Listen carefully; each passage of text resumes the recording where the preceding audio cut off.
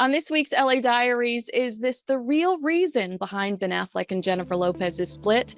Meghan Markle's Hamptons photo ban, and my favorite, we talked to Chris Kirkpatrick of NSYNC about his new podcast and a potential NSYNC reunion. These are my LA Diaries.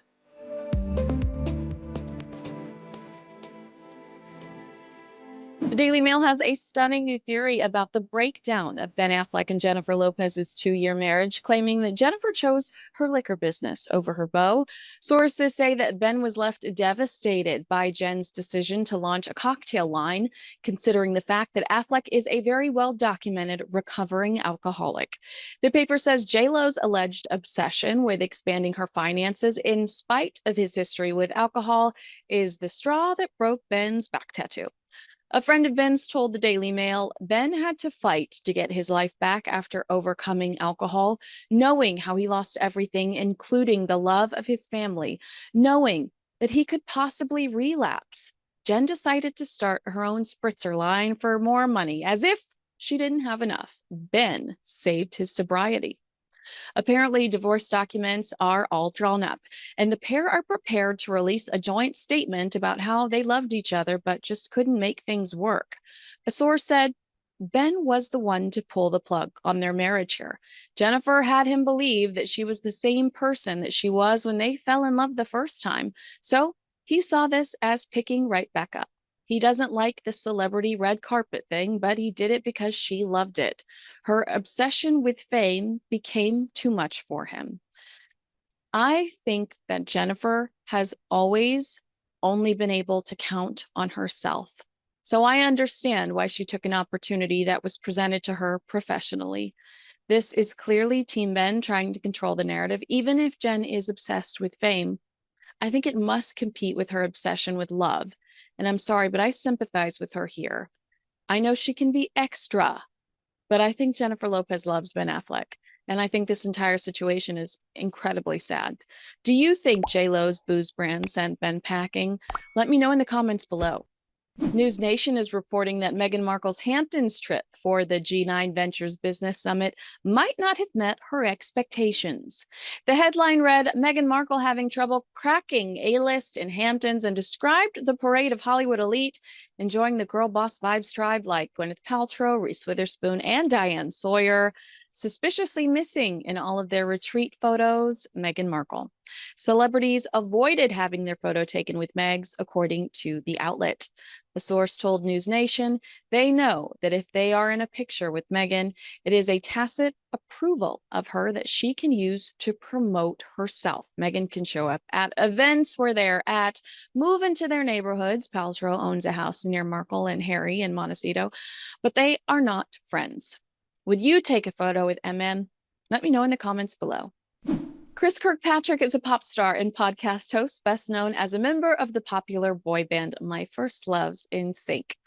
Formed in the mid-1990s by Chris, back in the 1900s, Formed in the 1990s by Chris, NSYNC achieved significant success with hits like Bye Bye Bye, It's Gonna Be Me, and Tearing Up My Heart. Chris was known for his distinctive high voice and his crazy hair. After NSYNC went on hiatus in the early 2000s, he kept busy with various solo projects, including music and television appearances. Today, he hosts the Name Drop podcast with Brian McFayden and tours alongside other boy bands with the Pop 2000 tour. We spoke to Chris about Netflix's Lou Pearlman documentary, launching a podcast, and a potential NSYNC reunion. Check it out. Chris, I get so much more access to you now, thanks to Name Drop. How cool is that? Yeah. Well, between that and the tour, it's like I'm pretty much everywhere for anyone to see at any time. Exactly. It's amazing. It's like I feel like I'm a teenager again. I wanted to just get this question out of the way. I know you're probably asked this every single day, a million times a day. Is there any FUBU in your closet? Is there any FUBU that you still own? Are the jerseys still there? What's going on with the status of the FUBU in your closet? I think I have a couple things. I was actually looking for a jersey at one point to give to somebody, but I couldn't find a jersey. But I think I've still got a couple little sweatshirts or some of the old school stuff in wardrobe cases, more importantly. So, but on the Pop 2K tour, I don't know if you saw it. I don't know if Damon or any of the boys are going to come after me for it, but I actually wear jerseys on there, and I had them made to kind of look like the FUBU a little bit, except it says 2K instead of 05. Oh, I love So it. little taste of it on the tour. You know, they're coming back. I just got an email that says that Fubu is officially relaunching. And I was like, oh my gosh, I'm going to do it. I'm going to be that Oh, girl. oh, I'll be one of the first ones in the pop-up shop too, just to be like, buying everything, put it on. Exactly. All right.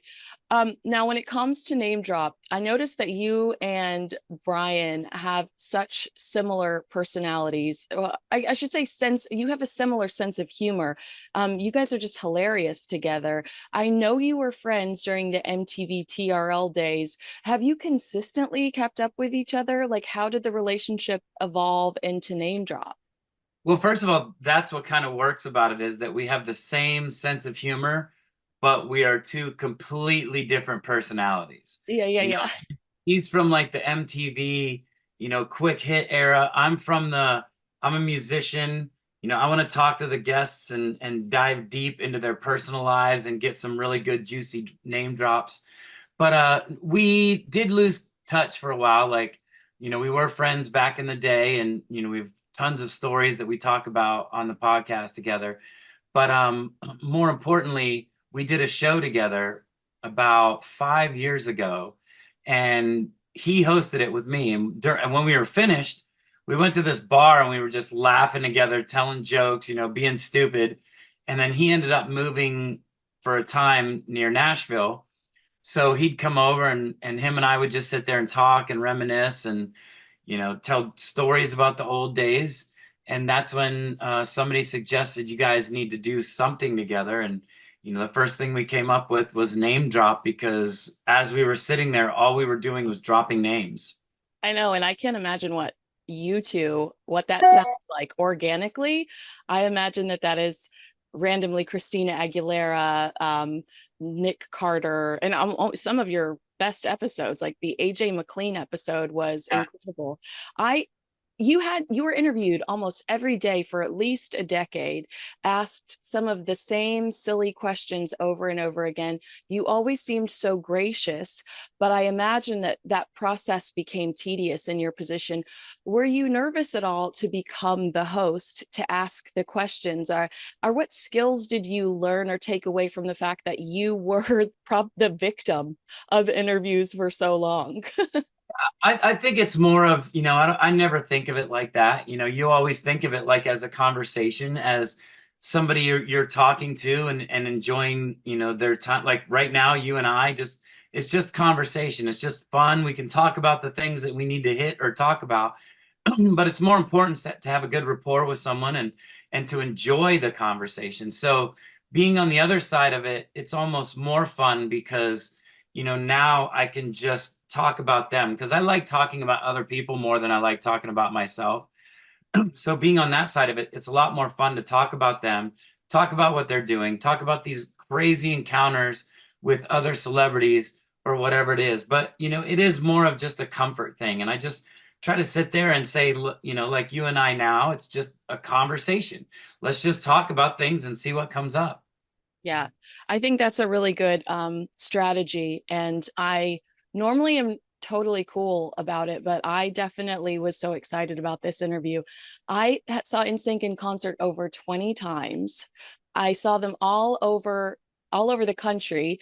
But what was great for me as a fan, and I wonder if people that grow up in the TikTok age even have this, kind of evolution, but I saw you in the very first time was in the parking lot at Pasadena Town Square Mall, right outside of Houston, Texas. You signed CDs. I mean, you were so accessible, and you wore the same outfits you wore that on TRL for the first time when you performed I Want You Back.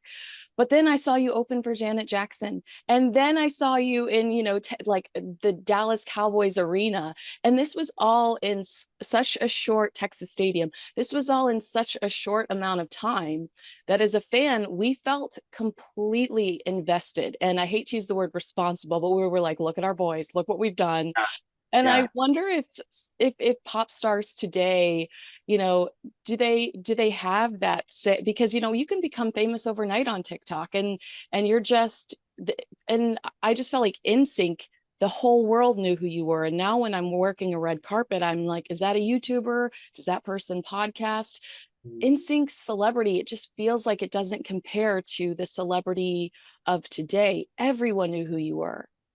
Well, I think it's a lot harder when you look at, the kids today, they have followers or they have friends or whatever it is on there. If it's followers, that's kind of, to me, that's always like I it would have always felt weird if we would have called NSYNC fans followers, because it's like they were a part of everything we did. We saw them face to face. We got to do shows where you're performing, and it may be at some, huge place, but you're seeing, hundreds, thousands of faces, and you're getting to interact with your fans and with the people that put you on that stage, with the people, because we could make the music and do what we did, but if nobody else liked it but us, then, we would still be hustling and trying to get stuff out there just to enjoy our music. But the fact that there are fans out there that supported it, that went out and said, hey, we like this. We want to come to the shows. We want to buy the records. We watch you in the movies, TV, whatever it is. So it's a little different than followers, Mhm. in that now everybody, followers are important. Everybody needs followers. And I'm not bashing the kids now that are big on TikTok or whatever their format is. It's just they don't get that intimacy that we got. They have a different intimacy. They can get likes, or they can get comments, or they can get, little things like that. But it's not until when they do those live shows, or if they, because some of them do transition and go, well, we have a huge TikTok following, let's do a live show or a live tour, and they get to see the fans and get to see those followers out there. Where, it was a little different back then. We didn't get that instant feedback online, like, this video sucks, or, this is bad, or Chris, your hair looks stupid, or whatever it is. It was like we had to wait to hear after a while, like, oh, I don't know if you heard, but kids are saying, Chris, you look like an idiot, or whatever it is. I was always concerned about the hair, but you know what? I knew it was a personality choice and I appreciated it. But I love to hear you talk about it today. Like, yeah, I was just being me. Um, Yeah. I I loved Dirty Pop. This is a new documentary that I caught you in. You were so funny in this. Lou Pearlman scandal aside, I know that that is such a riveting part of your past. I know that it's an important part of the past, but have you ever considered developing a scripted series around just the development of the band? Yeah, that when that came about, that Dirty Pop, that was done by someone who was kind of a little later to the game. Mhm. So when I watched it, I'm glad I did it. It was cool. I wish there was a little more on, one backlash I got from it was, if all these people were robbed by Lou, then why don't they come after, or why don't we make amends for it? But that was after the fact. That was after us. Yeah. All the investors that he had the Ponzi scheme with and did that, was he used us as, oh, I can get you to meet them. And then he took their money and did whatever with their money. That had nothing to do with us. We had no blood money, other than whatever Lou scammed off of his blimp disasters or whatever that was. So that kind of hit a little weird, that when people were saying, oh, well, you guys should make amends to them. I'm like, that had nothing to do with us. We got robbed by the same guy they got robbed with.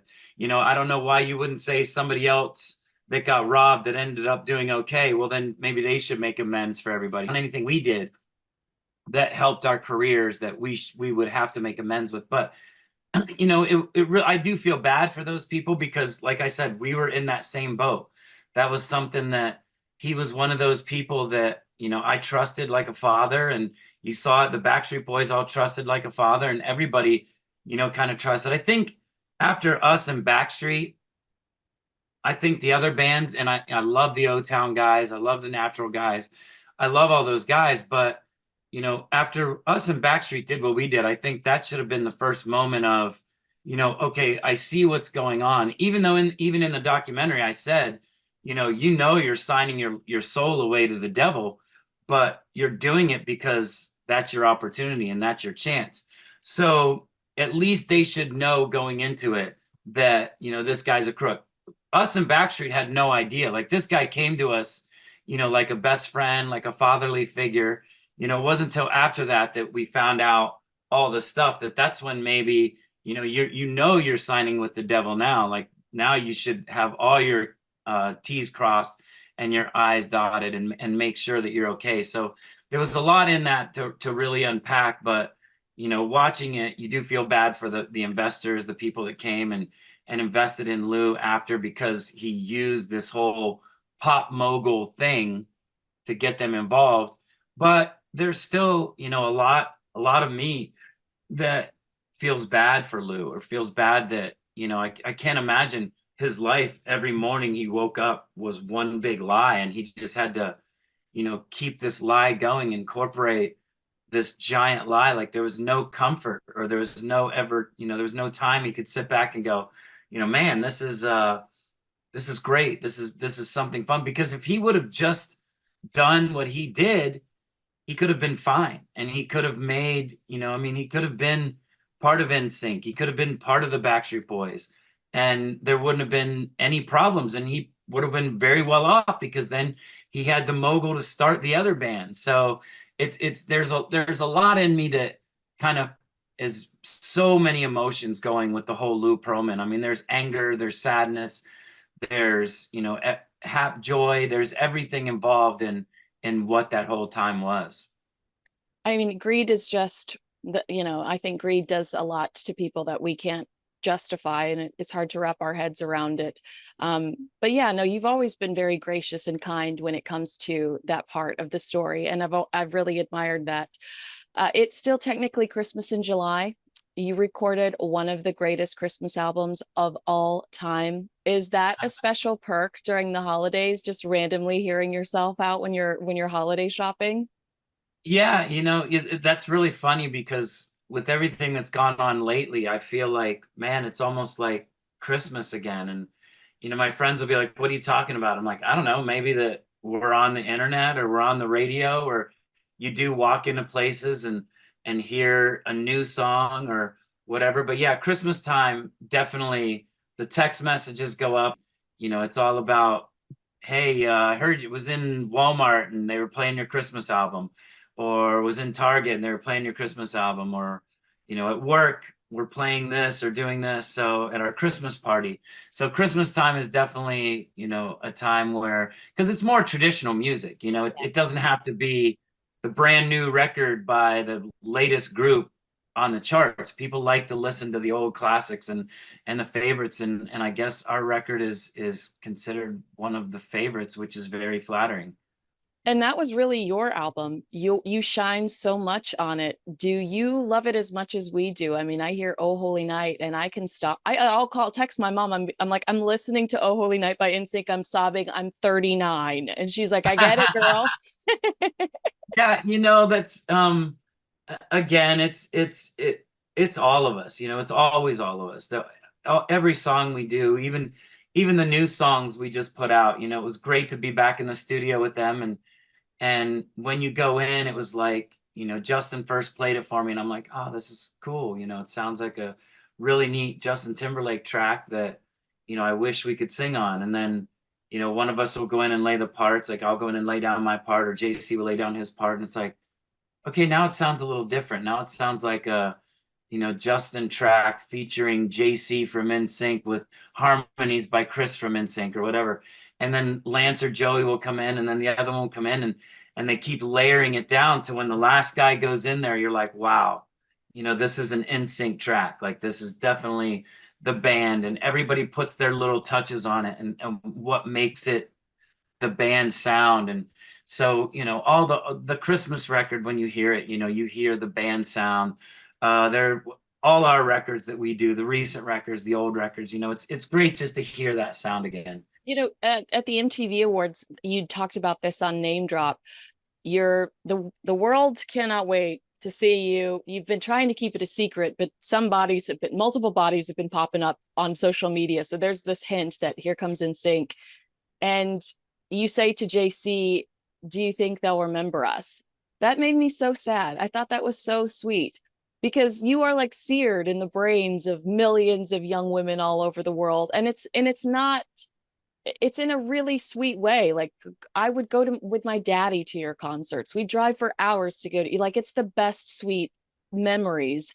Um, and JC said, I hope so. So you come out on that stage, the audience erupts.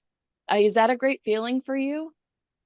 Yeah, I mean, I think what I really meant by that, was more would they accept us? It was more like, would they remember us the way we were or for who we were? Because, you got to remember there was a long time from like 2002 to about maybe 2006 where, there was a big backlash, maybe even 2010. There was a big backlash towards NSYNC and towards what we did because they want to build you up and build you up from nothing. And then when they got you there, they just want to tear you down. And that was kind of the tearing down phase where, we'd go out and it was like, there's that, jerk from that stupid band or whatever. So there was a bit of a backlash and we really had done nothing other than, when Justin was inaugurated by MTV, we came out and did a quick little segment with him. And then when we got the star on the Walk of Fame, other than that, there was really nothing that we'd done as the five of us. So it was who's out there, who's left, who remembers us kind of thing. And it really wasn't, I guess, would they remember us? Because either way, if they hated us or loved us, they'd probably remember us. It was more of would they accept us again? And I think we both got that when I asked him, if we would. And he's always kind of a pessimist anyway, so he's probably like, no, they're not going to care. But he actually was like, I hope so too. And we went out there. There were a couple moments, and even I hate to say this, but even last week we were at the Deadpool premiere together, and they in the beginning they play the entire song, and he's sitting in front of me, and I'm just smacking him on the back just because JC's one of those guys that I love. As I always feel really distantly close to him. Like it's like nobody I feel can ever get really close to him, but I feel like I was lucky enough to be one of the guys that is as close as you can get to him. So, when all that happens, it really meant a lot that it was him and I on the one side, just kind of together, like looking at each other, like, I hope they accept us again. The answer is absolutely! Exclamation point. We missed you. We love you. I heard you name drop Prince Charles on the podcast. It was a joke. He's King Charles now, obviously. You were talking about all the people that are asking you about the NSYNC reunion, King Charles inquiring. Have you ever had any royal encounters? Um, I don't think so. We never really, I think we were kind of the tweener stage with the Royals. Like I know that one of the worst things that ever happened was when Princess Di, was that died in that tunnel because we were actually over in the UK at the time, and it was one of those things where it was like, well, that this isn't about us now. This is about something bigger, and this is about, a country coming together in this sad time. So, that was when we were kind of just coming out in the States and in the UK. So there wasn't really an opportunity for us. The boys were still kind of young, and never really. Then of course dealing with all that drama, there was never a chance for us to really go over and get that encounter. Although, I'm a huge fan of the UK and a huge fan of the Royals. So, and who knows, maybe if we come back out and do something, we can go over there. Oh my God, I know. I look at your guitar in the background. So were you in sync? Were you because I know you were sent overseas before you were sent to America. So were you as a unit, as a band, playing shows, or what were you doing over there when Princess Diana died? Yeah, so we actually got the name with this kid Jason, and that's when we became in sync. And then we were going to sign a record deal to Lou Pearlman, And this guy kind of had the right idea. I don't know if he had a sixth sense or what it was, but he was like, yeah, no, I'm not going to sign to this guy. So the next day, he left the band and the four of us signed. It was me, Joey, JC, and Justin. And then after time, we got Lance in the band, and we'd already had the name because it was the last letter of our first names. So that's when we started calling him Lanston because we're like, we need an N to fit. So you're going to have to be Lanston. So he was fine with it. But yeah, then after that, that's when we went over to Europe and we released in Germany, Austria, Switzerland area. And then we were trying to break into the UK market. And that's when, all that kind of happened and, made it a little difficult. But we still got to do like the Smash Hits tour over there and, do some kind of touring of the UK. But, it wasn't until after we released in the States again that we broke in the UK. That is wild because I remember the entire country really shut down, and the people I talked to there say that almost the entire city of London smelled like flowers because of all the flowers that people ate at Kensington Palace. So I can't imagine what it was like to actually be there and physically feel the mourning that was Yeah. going on at the time. That must have been incredible as a young man. You're on tour right now. This will be my last question because I know you're busy, but Pop 2000s tour, you're hanging out with all the familiar faces, Ryan Cabrera, LFO, O-Town. Um, do you get into any trouble when you're on tour, or are you guys like, let's all jump in our buses, let's all go back to the hotel and let's binge watch Love Island? I mean, what's happening these days? Yeah, not anymore. We don't get in as much trouble as we used to. I mean, you got to realize that I think 90% of the tour is married. So, I think Trevor might be the only person on the whole tour that is not either engaged or married because we have BB Mac too. And same with them, it's all that they come out and sure we get into a little trouble in the dressing rooms and maybe have a few drinks here and there and mostly to tell stories with each other and reminisce about the old pop days or whatever they are. But for the most part, the tour is kind of like one cool little family and we Hmm. all get along great. We all hang out and you got to remember too, there wasn't the time frame like us and BB Mac were together. Uh, LFO was kind of the bridge. We had LFO and then O Town and Ryan Cabrera were together. It was like they were kind of after us and BB Mac was, I mean, BB Mac was a little after us too. I guess I'm the old head on the tour, but we get on tour, we all tell stories about, they ask me a lot of times, what was it like back in those days? Or what was Lou like or all this? And, so you do get to tell some of the weird stories and I get to ask them about, their encounters with Transcon and all that stuff that went down. And we all have different visions of kind of the same story. I always liken it to we all went to the same college, but we were in different fraternities. It really was, you had your guys and your guys went through a completely different thing than the guys next to you, but yet you're all going to the same college. So, it's just a fun time to sit back and tell stories. I know, what a blessing that you have that opportunity. All right. I will be, I'm sure, destroyed if I don't ask you. Is there still reason to hope? Is there still reason to hope for the NSYNC reunion? Should we be praying? Like, I feel like the answer is always never say never, and I'm okay with that.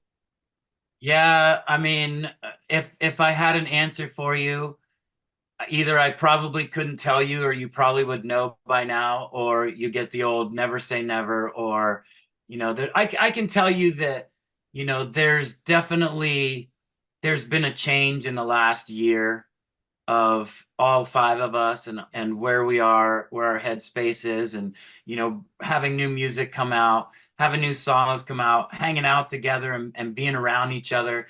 Even last week, the Deadpool, you know, um, movie premiere was a great opportunity for the four of us, anyways. To kind of get together and joke about things and talk about futures or what's going on.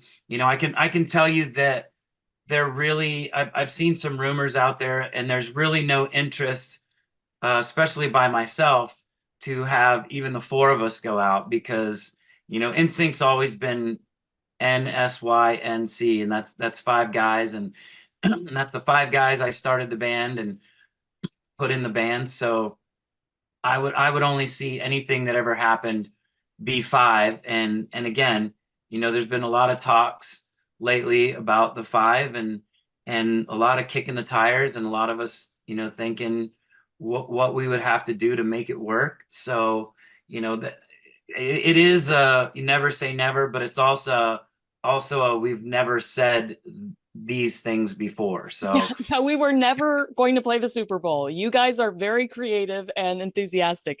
Absolutely. Well, it's great to feel wanted and loved, I'm sure. And we absolutely miss you on the road as a whole. But how great that we can still catch you with people like Ryan Cabrera and O-Town and some of these other familiar faces. Chris Kirkpatrick, I'm so lucky to get to talk to you. I grew up just absolutely adoring you. You're why I'm a reporter. You're why I'm an entertainment reporter.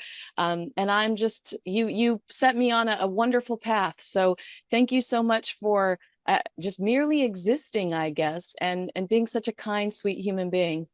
oh, thank you. Congratulations on you too. I mean, that's cool, and those are some very flattering words. And I'm sure me and the fellows appreciate it all. It was an honor to be able to do what we got to do, just because you get to lift your finger and make changes that you couldn't, before, and that's the best reason to do it. All right, well, name drop. You can listen wherever you hear your favorite podcasts. I'm going to say go straight to the AJ McLean episodes because they are fascinating. And Chris, congratulations on all of your success. I hope I see a lot more of you in the future. Thank you so much. Take care of yourself. Bye. Thank you so much for bearing with me. I was a huge NSYNC fan growing up, so this was a full circle moment with me. I was absolutely thrilled. Make sure you like, subscribe, and comment below. Know an NSYNC fan? Well, you could absolutely share this video with them. Thanks so much for watching. I'm Kinsey Schofield.